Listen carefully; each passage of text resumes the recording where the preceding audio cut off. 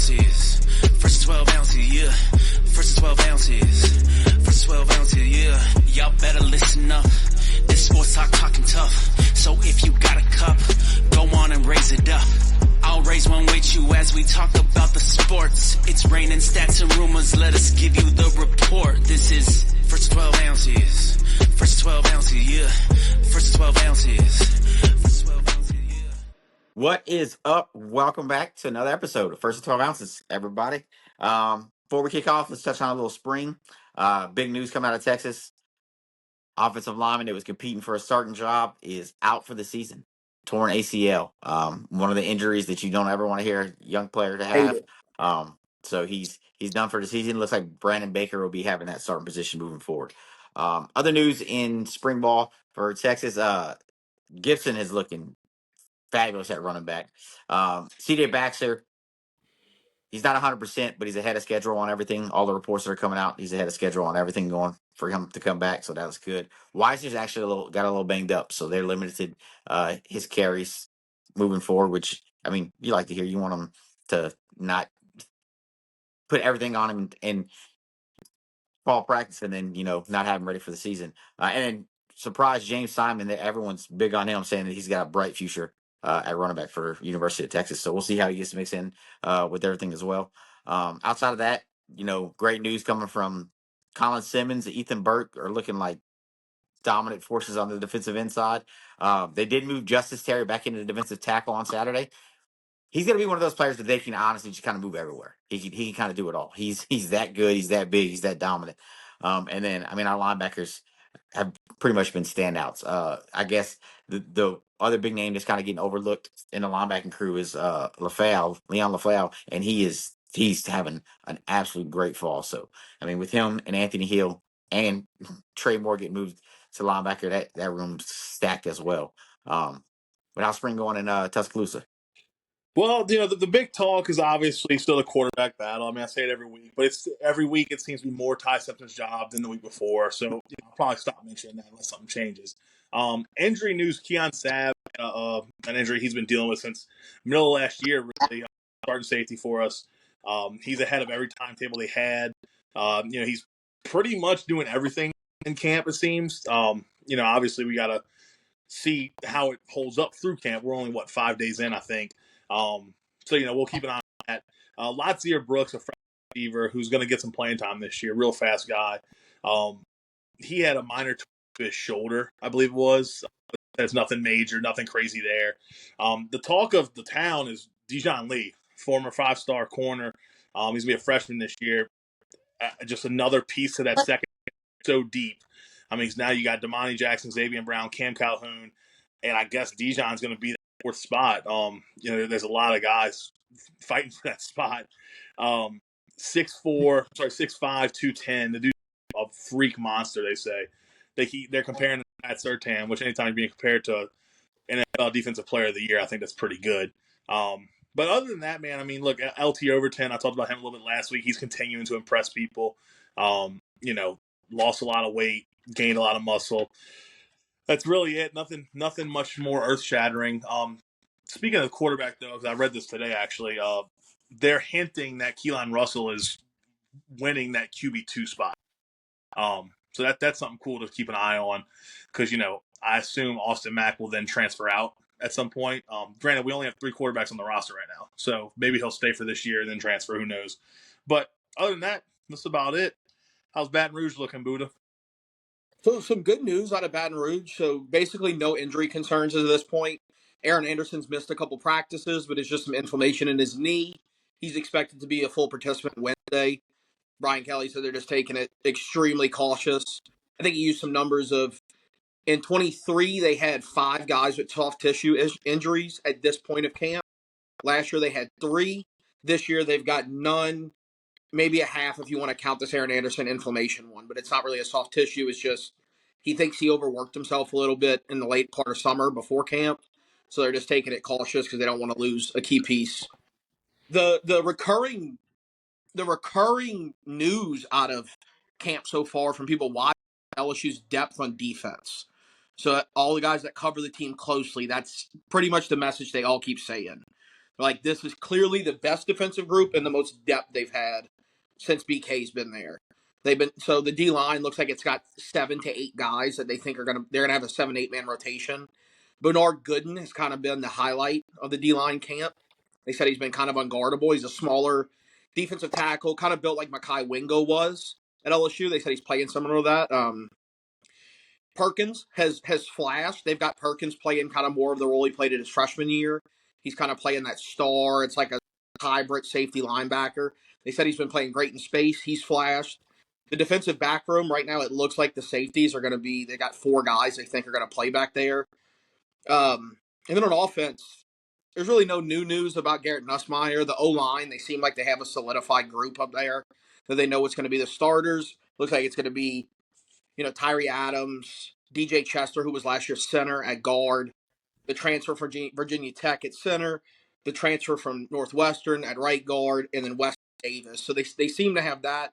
Kelly talked about it a little bit. Some guys that have been to camp already talked about they think there's some depth there and they're talented. The highlight of the offense, though, is the wide receiver room. People have been blown away by the wide receiver play, which to me speaks a lot because if you've been covering LSU for the last 10 years, if the wide receiving group's good enough for you to mention it, then that means there's probably a pretty good group, which we kind of knew. I mean, you got Barry and Brown, Xavier Thomas, Chris Hilton, Nick Anderson. Like, you brought in some guys, you got some returners who are stud. But all in all, the thing that the messaging has been the depth of the team seems to be the best depth they've had specifically on defense. So we'll see what it looks like, but that's intriguing to hear. I don't know what you heard about Notre Dame thus far, Bo. No new news really. Starting quarterback, obviously it's going to probably be Carr. I really don't think that was really a question kind of coming into the season at all. O-line's looking great. I don't think I've seen really any injuries. Obviously big talk of the town's been Jeremiah Love getting back to full health. And that's about all I've seen and heard about.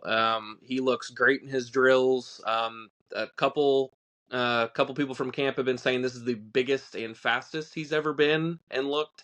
I don't know if you guys have probably seen the clips or not. I doubt it. I can snap some in the group chat later, but he looks nasty coming out of the hole and everything. I mean, he was good last year. I mean, so getting him, up to maybe a Heisman contender. Doubt it, but we can be hopeful, right? So not really a whole lot coming out of Notre Dame or South Bend other than Love getting ready to carry a big workload. So Other than being nasty out of the hole. Yeah, being nasty in and out. To hear that he's getting bigger and faster is actually scary because that dude is a monster. That dude is a monster. So we're gonna run through our week 1 through 7. Don't hold us to these picks. These are kind of just previews of what we think is coming forward in the season, what the teams are gonna look like. We obviously are gonna probably make our picks for our teams. We know who we're gonna pick whenever it comes to game time, and we'll do our annual picks that we always do. But hey, we'll start it off with Texas, and Texas has got probably the biggest game of the year to start it off in week 1. Texas, Ohio State at the Horseshoe.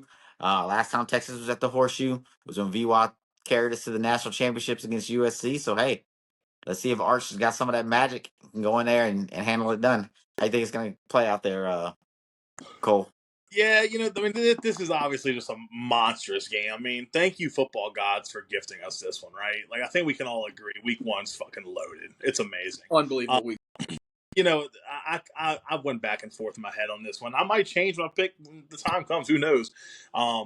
But right now, I'm going to Ohio State. I think it's going to be a very tough spot. You don't know ball. I think it's going to be a very tough spot for Arch to start his true college starting career.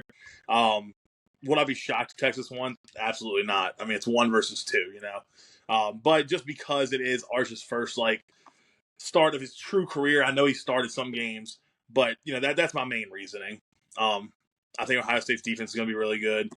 I don't know what their offense is going to look like with Julian Sayin back there, but Ohio State is my pick right now. Buddha? Yeah, I mean, I think these are 2 teams almost in identical situations, in my opinion. The rosters are so similar.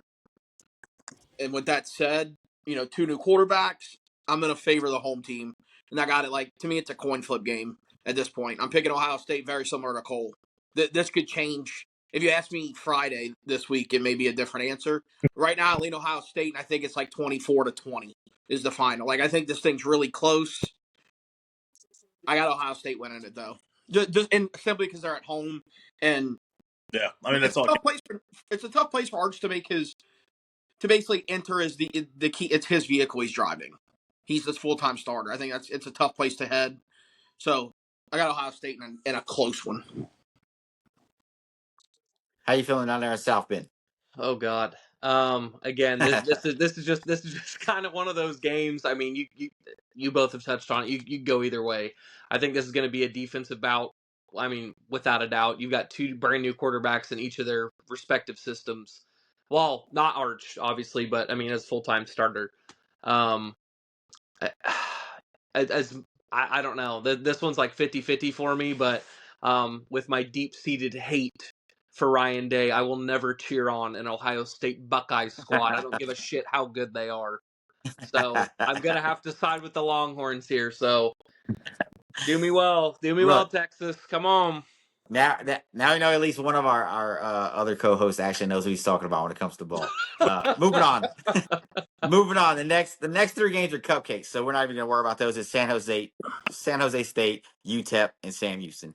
I don't see Texas dropping any of those. I don't think any of y'all do as well. I'd but hope to God you guys average like 35 through those three. I did see something on Twitter today that said somebody had UTEP making this a 12 seed in the playoffs. So you never know, dude. But I obviously have Texas winning. UTEP didn't have a returning defensive player come back to their team. They all left in the portal, so they're not competing for anything whatsoever. UTEP is not going to do anything. It wasn't UTEP; it was UTSA. My bad. Coming up, the next big one that'll be on the schedule for Texas is going to be Florida. Going into this game, I think that everyone's they want to see Lagway do something good. They want to see him be great and everything else. But what people are forgetting is when Texas played that Florida team, it wasn't the offense that did it that was scary. I mean, Texas put up 56 points on them, so that defense got picked apart. So yeah, Lagway could have been there, but could he have gotten into a gun battle? Probably not.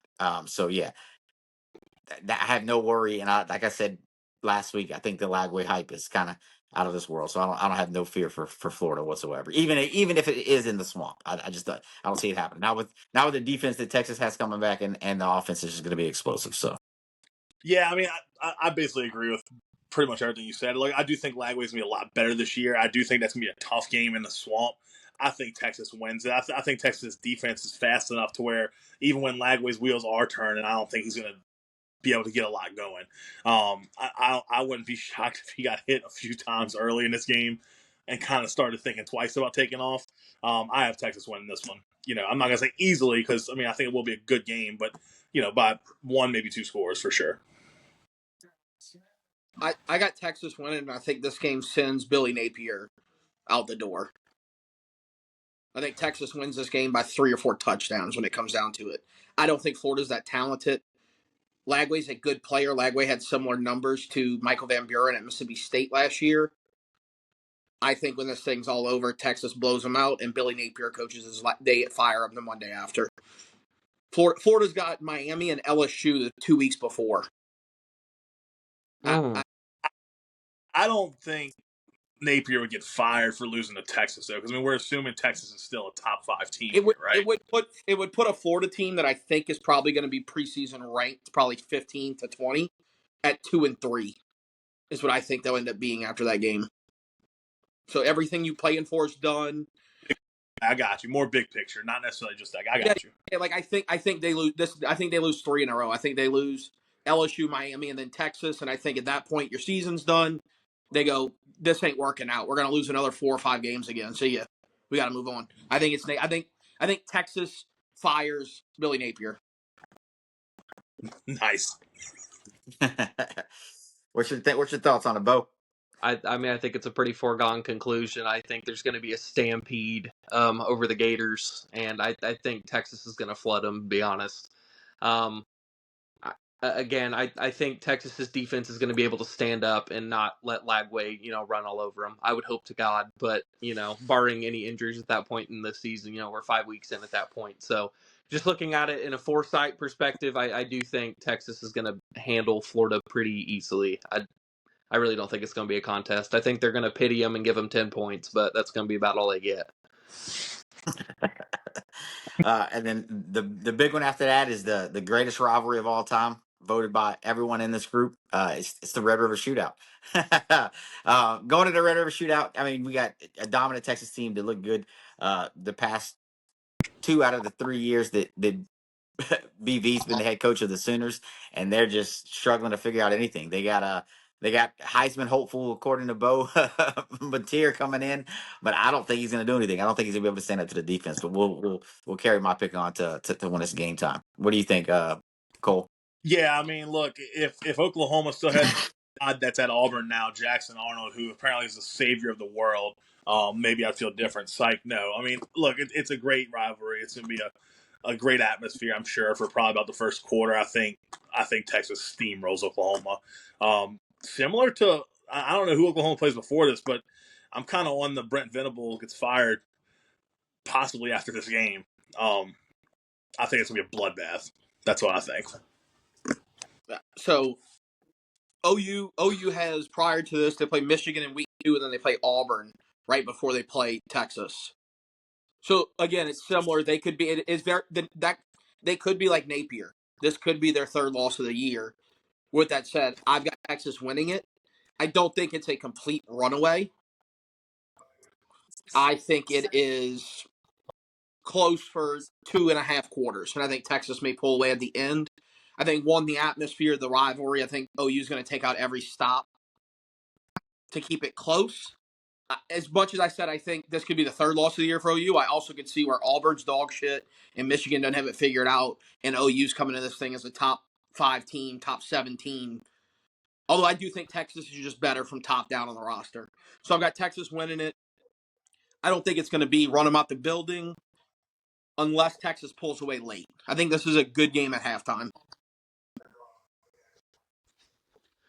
All right, Bo, how you feeling about Red River? Yeah, so my thoughts on the game, I think it's going to be a bunch of empty Heisman filling stats for Mateer. I really don't think it's probably going to be a close game. I'm really high on Texas's defense this year. I mean, they return a lot of guys and have a lot of studs. I mean, everywhere on the field. So, just really if the offense shows up or not. I don't really remember in the offseason how many guys from OU transferred off that defense, but I mean, if it shows up anywhere near what it was last year, I mean, we could have a pretty close game, I think. I picture this one being kind of like a 24-14, 24-17 kind of bout, I would imagine. Again, I really don't think OU pulls it off here. I think Texas is going to win it again. So, I mean, I know we're pretty favored on Texas. Obviously, Arch having his shit together at this point in the season, but yeah, Right. I think Texas gets it done again in the rivalry. So, Absolutely. All right, Cole, we'll move on to your Bama schedule. Yeah, start the season off at Florida State. Something that Bama hasn't done in I think 4 years. Have a tough quote unquote week 1 game. Florida State was 2-10 last year. Everybody knows that. They're gonna be better. I think their recruiting class was decent, if I remember correctly. Obviously Norvell's got it. He had it going on over there, but last year kind of fell off the cliff. Ty Simpson, new quarterback, going on the road week 1. What y'all think's gonna happen? I'll go first with this one. It's going to be an easy win for Bama. I think Bama goes in there, and it's going to be literally whoever the quarterback is. They're gonna show out that game. I think it's gonna be something like that, and then you're gonna see Lawson everywhere making plays on the field. Florida State isn't they haven't got it all together. That cupboard's still pretty empty. They got some big spots they need to fill everywhere on the field. That defensive front lost a lot to the NFL. I don't even know who's playing quarterback for them now. Who's their quarterback now?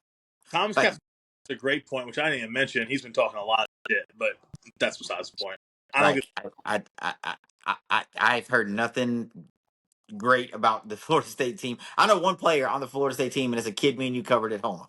Yeah. what's his name? I can't think of it. What is it? Ja'Kai Douglas. Yeah. Well, just kind Uh, because both of them. but I mean, other than that, I think Bama goes in there and it's an easy win. I feel the same Buddha? exact way. But, contrary to what Castellanos is trying to make everybody believe, I think this game is going to be a boring watch if you're not an Alabama fan. Right? Like I think this game's going to give me a great break in between Texas and Ohio State and then the LSU game at night. I think I'll watch this one for like an hour.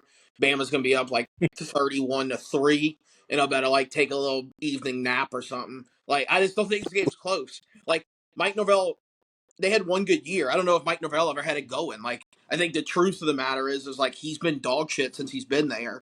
They had one really good year where they had Jarrett Verse and Braden Fisk on the D line, who are both studs in the NFL, and they had a good quarterback.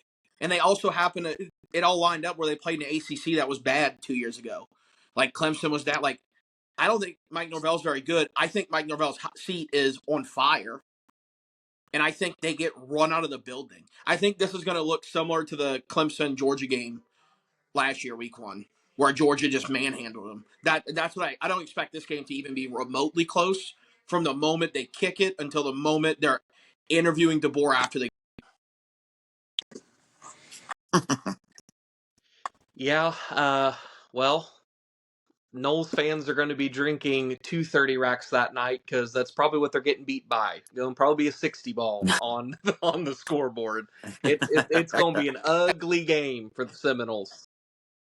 I mean, it's going to be bad. It's going to be belt to ass, bloodbath. I mean, it's not even going to be a fun watch like Buddha said. You're going to get an electric game with Texas and Ohio State, and then this snooze fest of a game. You're probably going to be sitting there trying to watch Wright State play football instead of watching Alabama. I mean, it's going to be a tough watch. So yeah, go ahead, roll Tide. Roll Tide. So week 2, Bama plays ULM. Week 3, they play Wisconsin. Do y'all want to touch on Wisconsin any? I know we're not going to touch on ULM. Nah, they're pretty much the same category team. Yeah, I don't think Wisconsin got a lot. The only thing I'd say about Wisconsin is yet another coach on a schedule that I think the seat's really hot. But they got Fickle, and they thought he was going to be the man, and Wisconsin's been ugh. They're like Arkansas. Well, especially with the the teams they just added into their conference last season, that ain't gonna help them much either.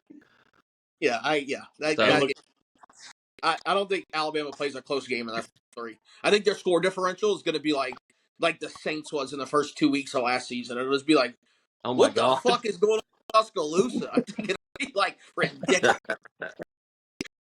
So then week 4 at Georgia. Obviously everybody knows there's a lot going on there. Georgia's been good for several years now, very good.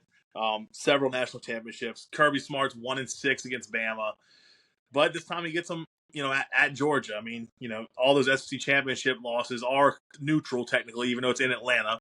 I would say it's backyard. But Pete, what you think happens over there in Georgia, in old Mumford?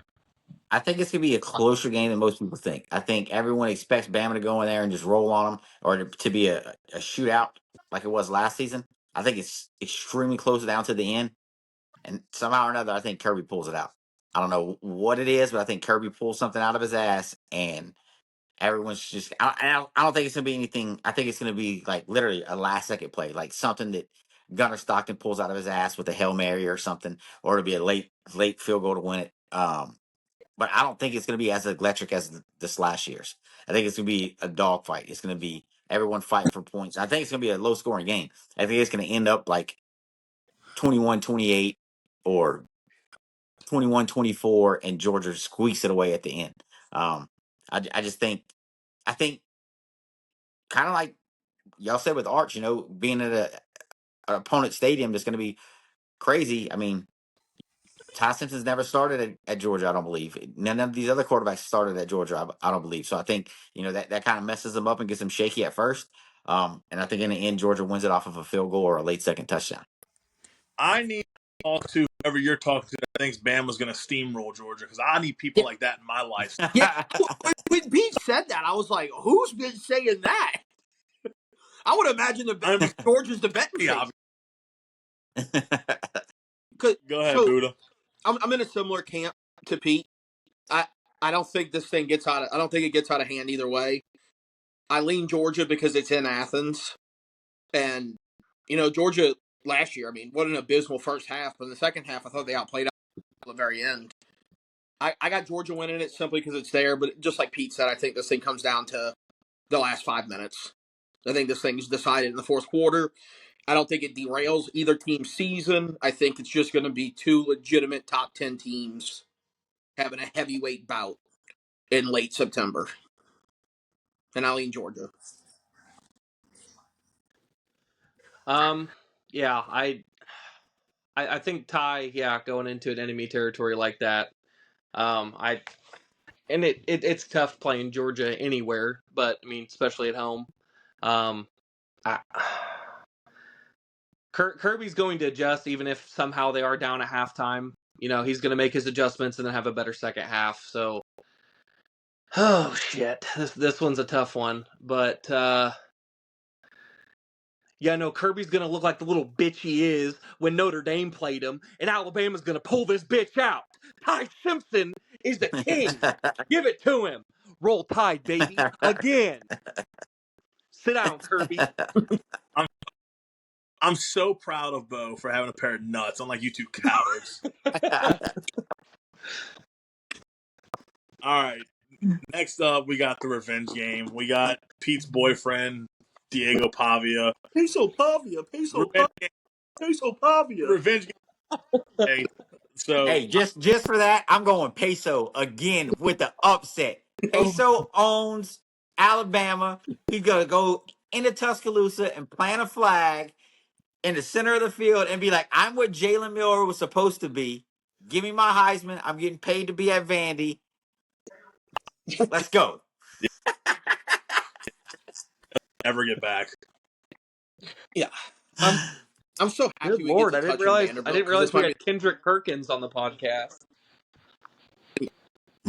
I'm just like, I'm so fucking tired of hearing about Vanderbilt. Pavia's like a fun play. Like, it's fun. Vanderbilt was 6-6. I've never seen a team be barely bowl eligible and people talk about like they had some crazy come up year. I don't even think it was their best season in the last decade. Like, they didn't do something that's never been done in program history. They just beat Alabama. That's what they did. And then they proceeded to lose 6 games. Like, they had one really good game. Who else did they beat? Who else? No, they beat somebody else too. Who was the other big team they beat? Nobody. They beat Auburn. I thought they beat somebody else. I thought it wasn't just Bama. They beat Auburn, but Auburn's not good, to be fair. You want to count? I'll look at it right now and tell you what they did. They lost. I could have sworn they beat somebody else. They lost to Georgia State. They beat Auburn. Was their second best win. Auburn or Kentucky? Auburn. Vandy last year is, and I obviously I've been on record saying I did not see Bama losing that game. But going into it, I said the game's going to be closer than I think everyone thinks. You're coming off the Georgia hangover. Vanderbilt's offense had been looking good leading up to that. They lost a lot of very close one-score games throughout the year. I think they lost by a touchdown to Texas. They lost by a touchdown to LSU. They lost by a touchdown to Florida, I think. I mean, they had several. I mean, they were 6-6, but they got the best. They got the best tight end coming back next year, though. Also, you can't forget about him. It's not just Peso. No, let me be clear. I'm not saying they're gonna do shit next year. They're gonna be 6-6 again or worse. We're gonna fucking skull drag them.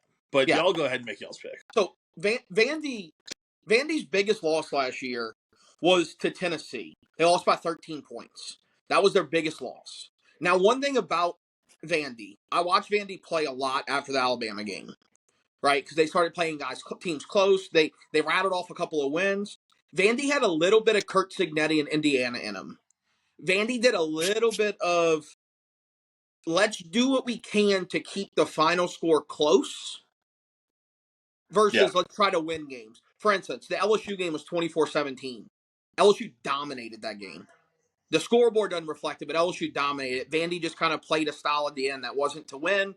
It was just to try to make the scoreboard respectable. And they did that down basically to everybody they played, including Tennessee. including South Carolina. I lie. South Carolina was their biggest loss. It was 28-7. But other than that, that's how they played teams. They played Texas kind of like that. Where again, That's Indiana did the same thing against Ohio State and Notre Dame. They just were like, let's make the score respectable. But again, Vandy finished the year on 3 straight losses.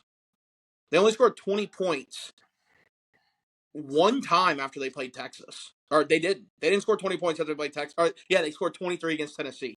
I think Alabama, this is a revenge game. These guys are going to be ready to play. I think Alabama wins this game in like a classic, like that dude from Vandy said back in the day, then they lost 59-0. You go see what kind of ball we play. That guy, I Alabama. think that's going to be one of these situations. I think this game is skull dragging. I think it's going to be brutal. I think a lot of players quit football after it. I think they're going to delete the program in Vanderbilt. They're going to make play. They're get that field goal post out of that dumb river they threw it in, and I think it's going to be terrible. I can't wait. Bo, go ahead, make your pick. Alabama. I think this is just going to be one of those games that they're going to help out their scoring margin and how bad they're just beating the dog shit out of everybody. I really don't see it being close. I know Diego wants to go in and have 2 wins against Alabama on his career. It ain't gonna happen, but I'm sorry, but that's gonna be in your dreams for the rest of your life. So just glad you got him once, but I don't think you're getting him twice.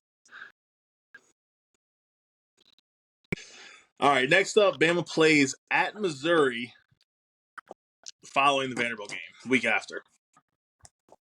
I mean, This is an easy win. This I is was this gonna is say this is Mizzou doesn't even have anybody, do they? this is an easy win for Bama. Mizzou keeps getting this hype every year for whatever reason. And I mean, I guess it was because of Blake Baker. Blake Baker was the guy that made that defense something special when everybody was looking at him. He's no longer on it. He's no longer on campus. Luther Burton's no longer on campus. I don't see it. I don't see it. I think it's an easy win for Bama. I think Bama goes in there. Somebody that's not getting shine and they should be is Jam Miller. I think Jam Miller's gonna have a big year. We do know we have the quarterback kind of controversy of who's it going to be. Everyone's leaning Todd Simpson, but you got to remember, if anything else goes wrong, all he has to do is exist for 3 seconds and get Jam Miller a ball, and that dude is a stud with the ball in his hands. And I think we see that a lot this year. I think they just run up and down the field on Mizzou, and it's going to be an easy win. I think Bama handles Mizzou. I'm a little different on Mizzou. I think the reason Mizzou's been getting so much love is they back-to-back 10-win seasons, right? I mean, it's back-to-back good years. I actually think this is one of only 2 losses Mizzou has in the season. I think when it comes to playoff time, this is going to be a very respectable win for Alabama. I think they win it handily, but I'm looking at Mizzou's schedule right now. They got Bama, A&M, and OU are really the only 3 games on the schedule outside of South Carolina. I think Mizzou ends up going 10-2, and this is one of the 2 losses. Now, I don't think they're in the same class. I'm just speaking solely on how the schedule draw Mizzou got. I think when we're on selection day, this is going to be a super quality win for Alabama. This will be a 10-win SEC school that they beat. I got Bama winning, and I think they win it easily. I think Mizzou's going to have another 9-10 win season.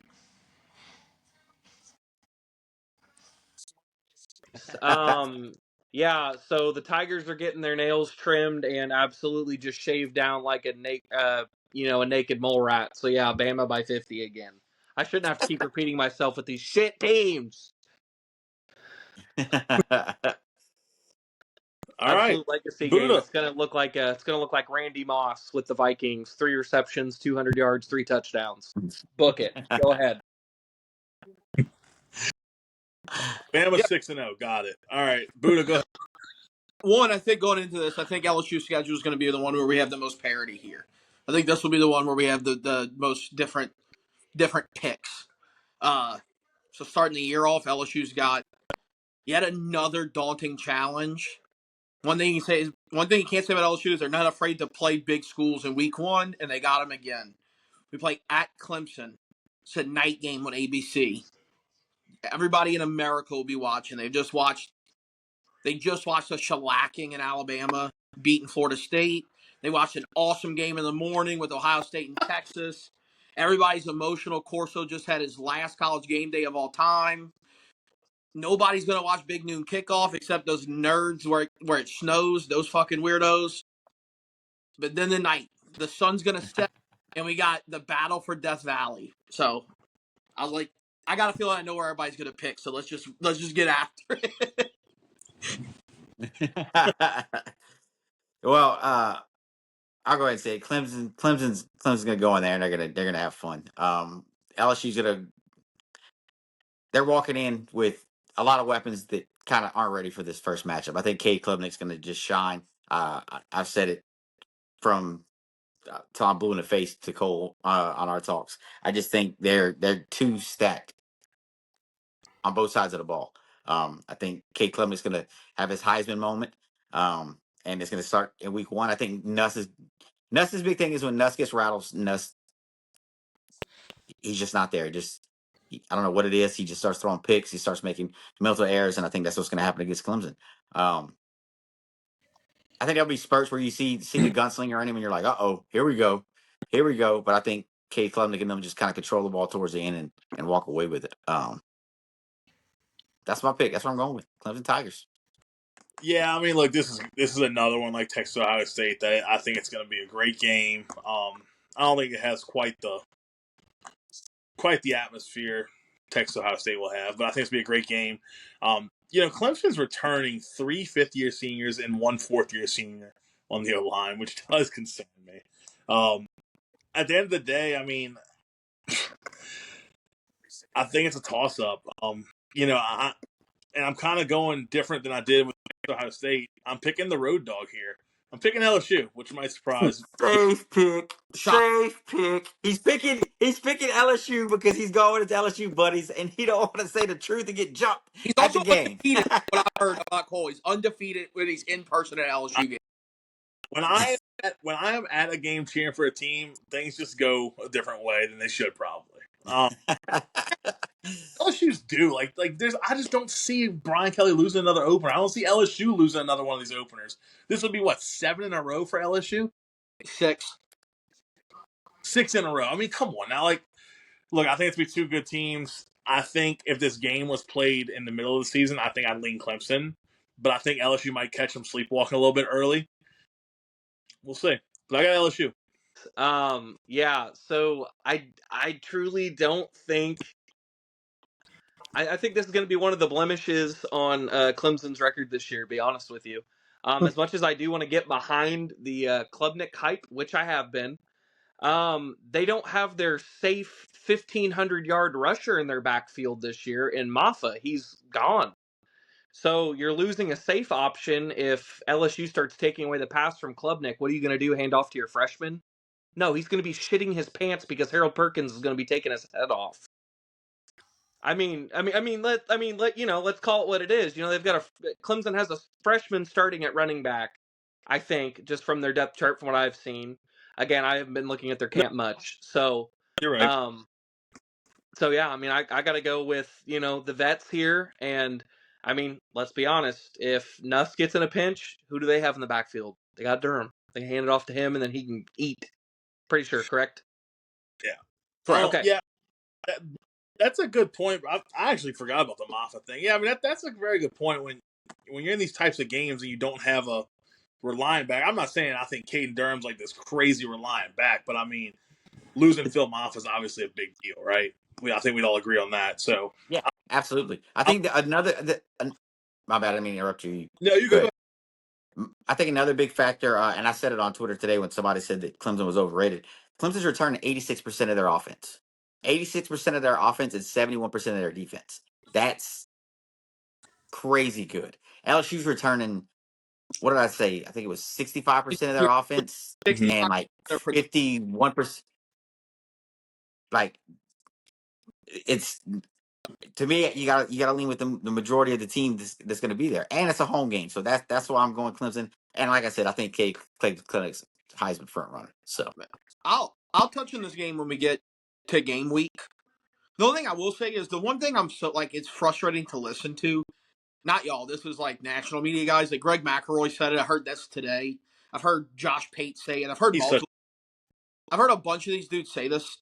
You're going to learn everything you need to know about these two teams in the first half of this game for who they're going to be for the year. It's asinine. No. It's asinine. Yeah. Both of these, if LSU had won last year's opener, this game wouldn't have this do or die feel to it. It just, because like people forget Clemson got boat raced in week 1 last year and made the playoff, right? Like this game does not decide either team's season. I think it's more detrimental to LSU if they do lose it because you could not get over this bugaboo of week 1. But it's not a conference game for either team, and both teams will have opportunities to make up for it down the stretch. I think LSU needs to win the season opener. But I don't like this idea of like you're going to know exactly who LSU is in the first half of this game. No, you won't.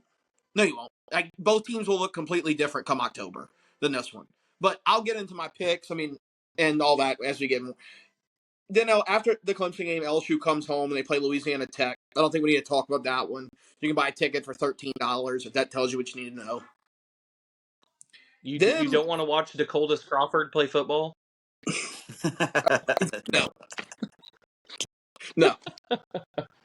Then LSU kind of right back in the fire, I guess you could say. They got Florida at home the following week in week 3.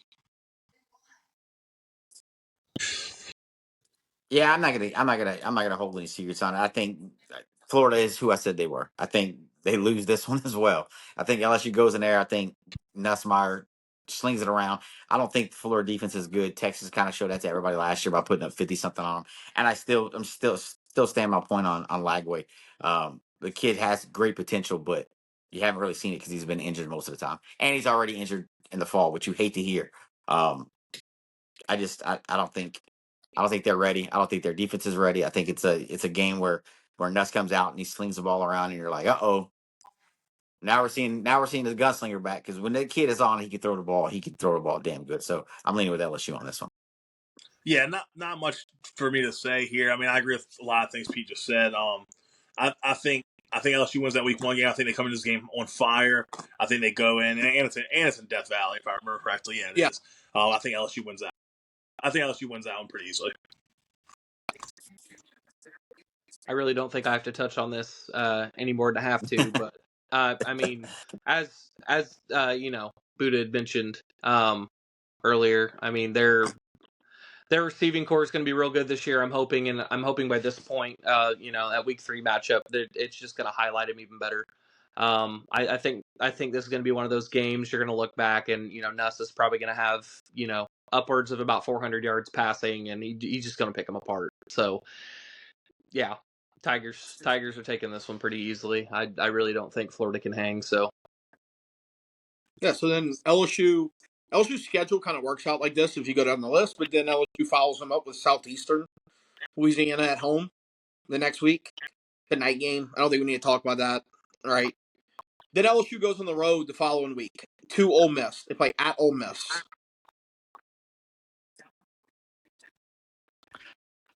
I don't know much about this Ole Miss team whatsoever. I just know Lane Kiffin's a pain in the ass whenever you play him at Ole Miss. But somehow or another, I still think Nuss goes in there and Nuss handles business like he normally does. Like I said, I don't know much of anything about this Ole Miss team whatsoever. And I think it's another highlight game for Nuss and his arm. And I'll say it. I think the offense runs through Nuss. I'm not as big on Caden as some people are. I think it relies on all Nuss. I think that's going to be the highlight and the crutch of LSU. Like if LSU is having a great game, it's because Nuss is still on. If they're having a bad game, it's because Nuss is having one of his games where he's not all there. So yeah, I think it's just another big game for Nuss, and they handle Ole Miss pretty easily. Yeah, I mean, this is one that I kind of have a question mark at. And look, I don't think Ole Miss is going to be great this year. I couldn't even tell you who their starting quarterback is going to be. I know they lost Dart, obviously. I know Kiffin can sometimes dial some pretty good plays up, though. I will say I think LSU wins this one. But with it being at Ole Miss, I'm sure it'll be a night game. I'm sure it'll be a big atmosphere for them. I could see it being close. I don't think this is going to be a bloodbath like the Florida game the 2 weeks prior. And I think because of LSU being where they are in their schedule, I mean, if you look at it, they beat Clemson, okay, right? You blow out La Tech, you blow out Florida, blow out Southeastern. This could be like one of those gotcha games. But I have LSU winning it, but I think it will be close. I think it'll if it's not close the whole game, I think it'll be very close for the first half. I know nothing about this Rebels squad, so I really can't make an accurate pick on it. So all I know is the quarterback that was there transferred out because he was dating Lane's daughter and they broke up. So and he wasn't going to get any playing time. That's all I know, folks. So yeah, so we're on with the Tigers again. So All right, then to round it out, LSU comes back home. They get a bye week, and they play South Carolina.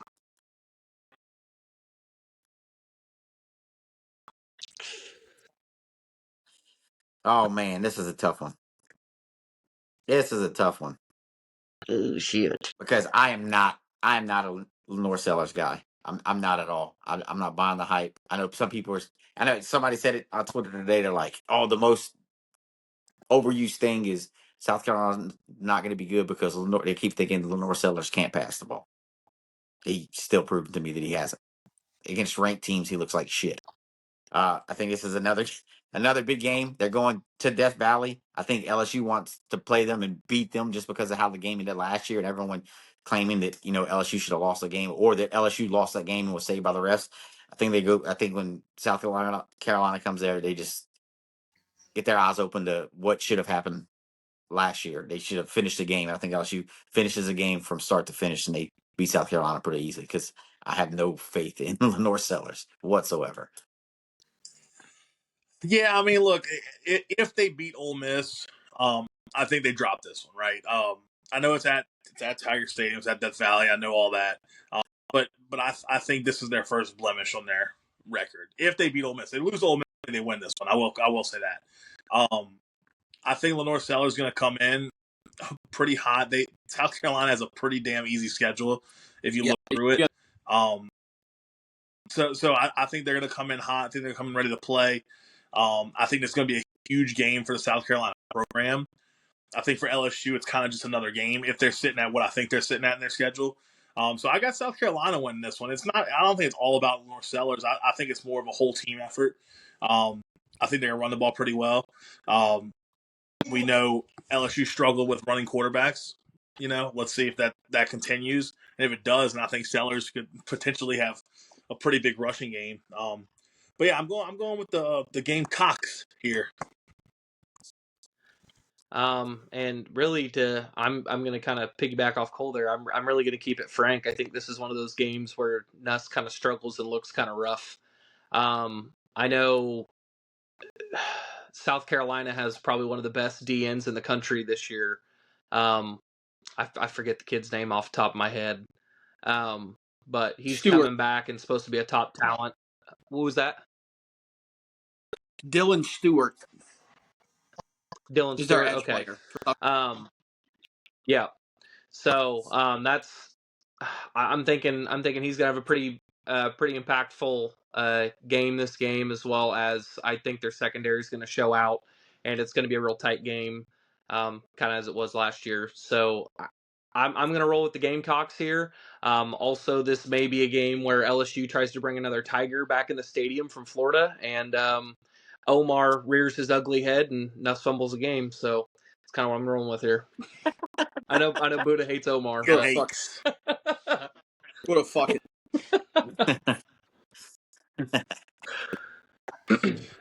All right, what's Notre Dame?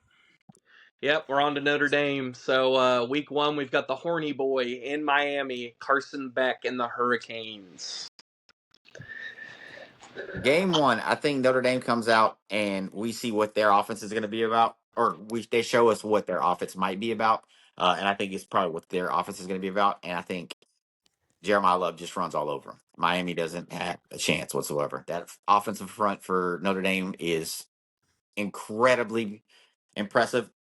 Shocked the hell out of all of us last year because we thought that was their weak point, and it turned out to be a strong point. They're all back again this year. I think without Riley Leonard, they're just going to feed off of Love, and Love's going to carry them through this game with ease. So I'm going Fighting Irish. Yeah, I mean, initially I was probably going to lean Miami here, but the more I think about it, I kind of agree with Pete. I think Notre Dame's just going to run the ball. I want to sit here and be like, oh, well, Notre Dame's got a new quarterback coming in who might be ass, might not be, but I think with Jeremiah Love sitting in the backfield with an entire starting line coming back who's just pissed and angry and not wearing shirts in the snow and shit, it's like, I mean, fuck, I don't want to play against them. So watching Miami, I think Miami gets beat down in this one. I think it's a low scoring game, and I think it comes down to clock management. Notre Dame holds the ball for probably most of the game. Yeah, I mean, I'm in the same boat as y'all. There's no need to continue to beat it into the ground. I think Notre Dame's, one, just a better team. I think, two, they're going to out physical Miami. I don't think Notre Dame on the scoreboard runs away with it, but I think if you watch the game, it'll be Notre Dame dominated it, even though the final score might be like a 10-point difference. I think they just physically dominate this game. I don't think Miami's ready for the physicality. We touched on it, I want to say, last week with Notre Dame's O-line. They're going to be really good. We know who Jeremiah Love is, obviously. Marcus Freeman's going to have him ready to go. I think they just physically beat him into the dirt.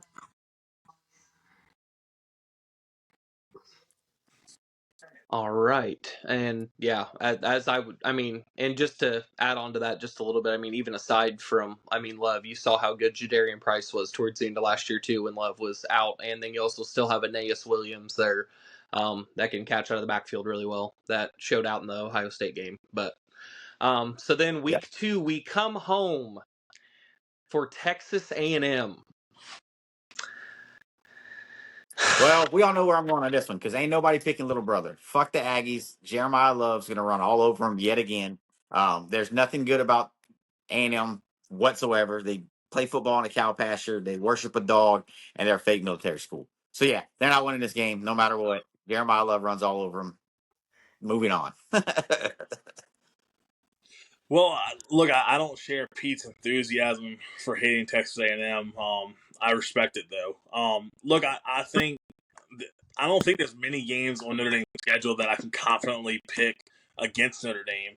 So this is going to be the one I do pick against Notre Dame. I think A&M wins this one. I think at the end of the day, I think Marcel Reed's going to be fast again. I don't know what Notre Dame's defense is going to look like this year. I think it'll be a close game. I don't think it'll be a big, runaway either way it goes. But I got the Aggies winning this one, which I know probably makes me feel like he just kicked a baby. But sorry, brother. I don't know why you put faith in Marcel Reed whatsoever, but all right. I think A&M controls this game and Notre Dame sneaks out a win at the end. I think Notre Dame, like I mentioned, physically dominates Miami. I think they show up with a similar game plan against A&M. I think A&M is physically better than Miami in terms of the Jimmies and the Joes. I think A&M looks like they're in control of this game, and then they fumble it down the end, and Notre Dame pulls out one that you maybe feel like they shouldn't have got, is what I feel like. So I've got Notre Dame winning the first 2 games of the season. I got them 2-0 at this point. I mean, I'd say I'd have to agree. Just, but I mean, you guys saw what happened last year. We went to Kyle Field, won that game, and then came back, and then we lost to,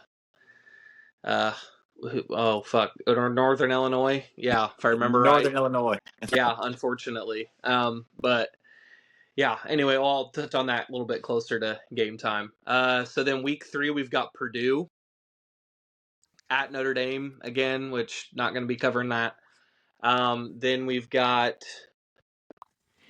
so then next we've got Boise State at Notre Dame. Not going to touch on that. Genty's gone, so the hype around that team's diminished. Yeah, there's nothing on. Did we Yeah, not there's touch nothing. on And absolutely. then, yeah. I think you skipped Arkansas. I'll play Arkansas between Purdue and Boise. Yeah. Okay. I'm picking It's Arkansas first. Yeah. Okay. That's my bad because I did want to touch on that game. So yeah. Arkansas then week 4. Absolutely. I got Notre Dame's going to be undefeated at this point still. Arkansas has one player on their team, and that's their young quarterback. Sam Pittman's getting fired after this year, and they can't stop a cold. That's it's just, no matter what Notre Dame's going to want to do, they're going to be able to do it. It's going to be an easy win against the Razorbacks. who's also a rival of Texas. So fuck the Razorbacks. Man, Texas, I think a rival is crazy. Yeah, but Texas looks look, at I mean, I got Notre. yeah, Texas looks at their schedule. Wait, what? Everybody hates us. We hate them. They're all our rivals. They just pick everybody as their rival. If you're within 2,000 miles of Texas, And those are our rivals. And we have Texas has 3 rivals. It's been Arkansas, A&M, and OU forever. I'm not arguing about rivals today. No, I have Notre Dame destroying Arkansas. I mean, look, I said it when I picked A&M. I said A&M's the only team that I can, in my right mind, say, oh, this team's gonna beat Notre Dame. Yeah, Notre Dame fucking steamrolls Arkansas. Jeremiah Love runs for 8,000 yards and 3 touchdowns or something like. I think Arkansas is good for one of these a season where they scare somebody. This game's in Fayetteville. Fayetteville's a sneaky, really good environment, especially if it's a game that they feel like they might could get from somebody. I'm picking Arkansas to win this one and shock them. I think it's Notre Dame's only loss. So I will say this too, and this is a good point. This game has already been announced as an 11 o'clock kickoff, which means something. So I'll take back my steamroll comment. Notre Dame wins, but it's close for. I just think Arkansas is good for one of these. Like what? Arkansas is good for one of these where you have. There's going to be another 11 o'clock game that week that you're watching, and then at halftime you're going to be like, the score of that game's what? Like they're good for one of those a year. They do it to Alabama every now and then where they scare them. I think this one they end up beating Notre Dame. It's the only loss on Notre Dame's schedule to me. And then, like Cole pointed out, then we've got Boise State the week after that, North Carolina State, and then we round off our week 7 against the USC Trojans. So we'll go ahead and touch on that game because that's What's that? Yeah, USC would be the back half.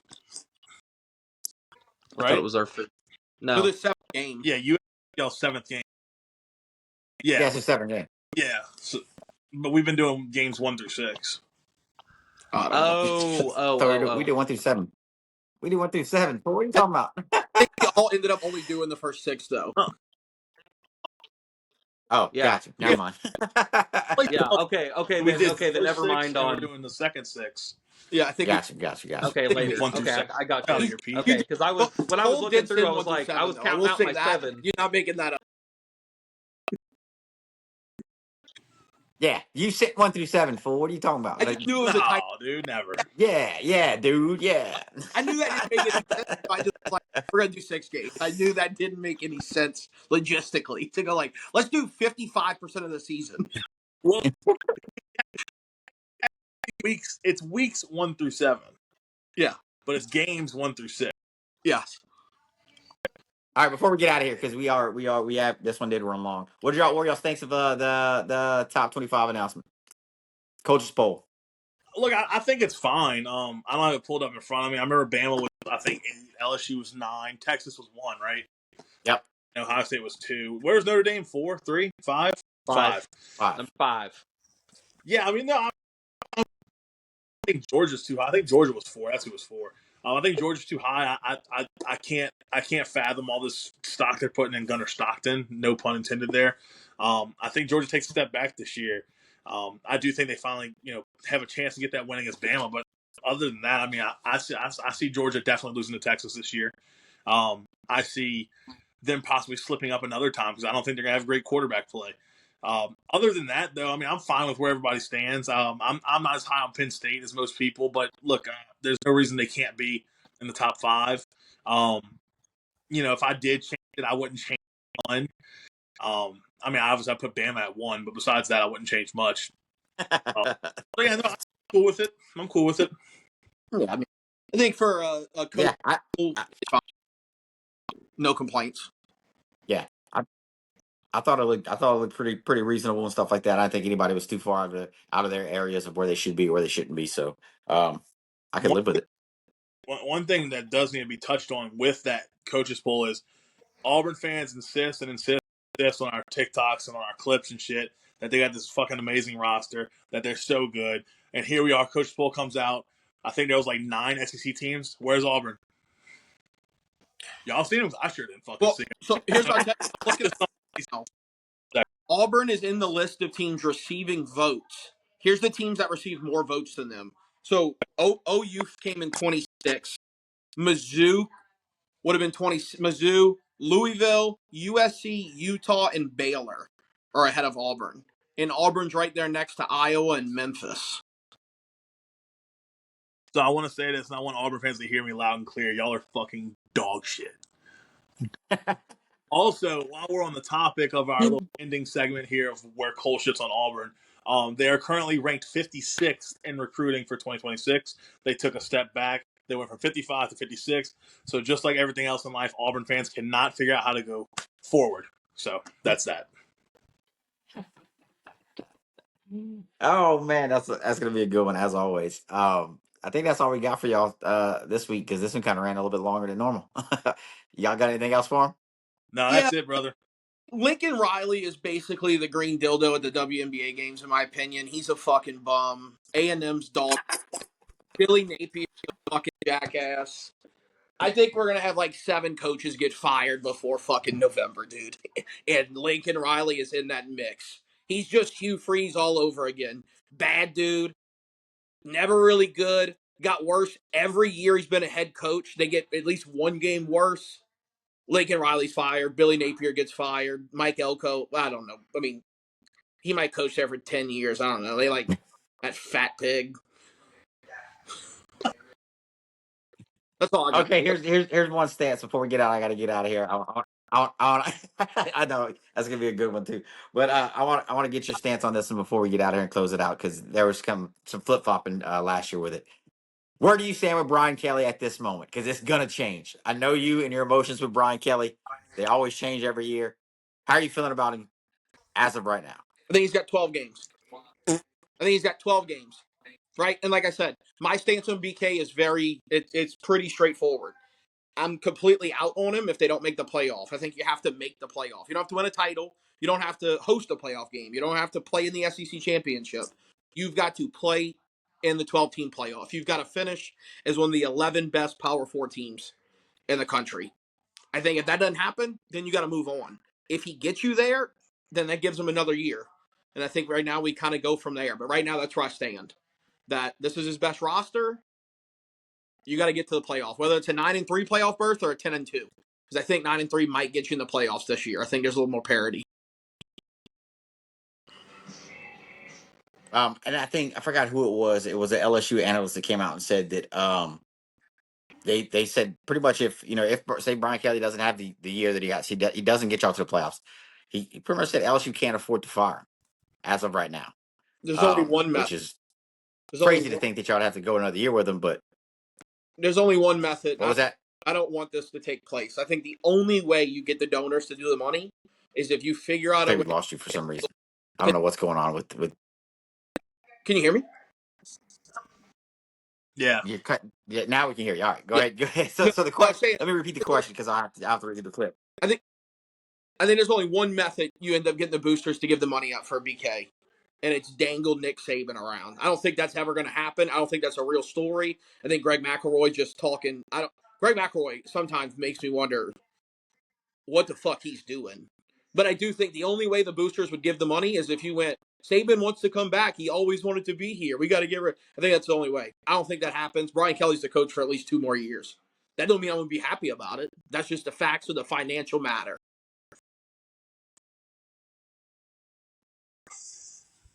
I got it. All right. Y'all got anything else before we close out? That's it. All right, guys. As always, poke 'em. Roll Tide. First 12 ounces. First 12 ounces, yeah. First 12 ounces. First 12 ounces, yeah. Y'all better listen up. This sports talking tough. So if you got a cup, go on and raise it up. I'll raise one with you as we talk about the sports. It's raining stats and rumors. Let us give you the report. This is First 12 ounces. First 12 ounces, yeah. First 12 ounces.